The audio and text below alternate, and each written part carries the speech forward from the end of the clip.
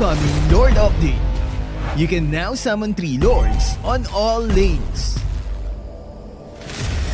Hey guys, what's up? Today we're checking out the latest update on Advanced Server. First up, we're getting a major shakeup to the Lord. Forget everything you know about late game pushes because this patch is introducing a 3-lane split push. That's right, when the Lord is summoned, it's not just 1 lane pushing, it's 3. It'll appear simultaneously in the gold, mid, and experience lane, each pushing with reduced HP and damage. This means teams will have to defend multiple fronts at once, making late-game decisions far more strategic and intense. However, I can't show it yet because it will become available on Advanced Server by July 26. This new 3-Lord update is part of the Battlefield Effect test. They are testing the impact of these adjustments in the hopes of providing unique match experiences. From June 22nd to 23rd, get ready for the Cyclone Eye that respawns every 5 seconds. Here's an example. Now I'm going to wait 5 seconds. And there it is again. On the current version, we have to wait for 45 seconds. This is gonna be annoying during door takedowns because the enemy can use it to get near the objective.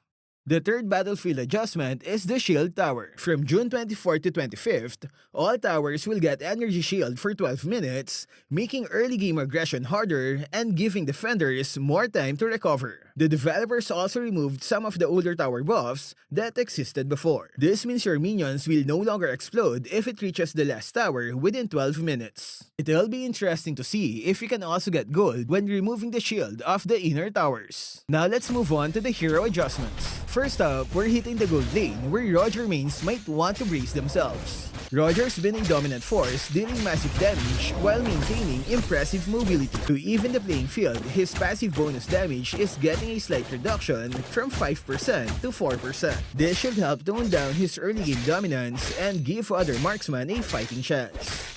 And to make things even more interesting, Harith is getting some much-needed nerfs. His skill 1 base and explosion damage are getting reduced, as well as the slow effect on his ultimate. This should make him less oppressive in the gold lane, especially in the early game.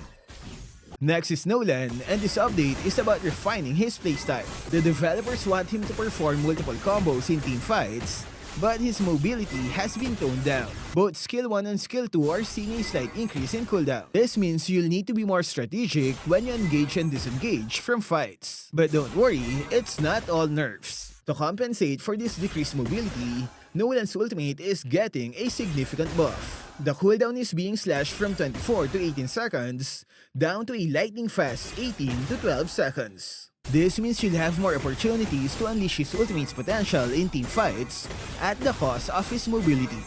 Next are more adjustments to Phoveus. They've added a feature where if an enemy blinks, dashes, or gets displaced, his passive and skill cooldowns will be reduced. Here's an example. As you can see, my skill cooldowns are getting shorter for every dash. The rest of the adjustments are mainly damage and cooldown adjustments.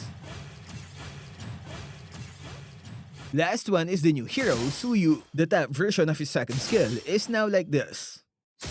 No more reverse dash. Meanwhile, the top version of his third skill is now like this. He now glides backward while dealing damage in a target direction. So you dash in with first, deal damage with second, and then disengage with his third. His second skill also has a new feature where you deal extra damage if you only hit one non-minion enemy. And that's a wrap for this patch. So what are you most excited about? Is it the 3 Lords? Share it in the comment section. That's all for this video. Stay safe and thank you for watching.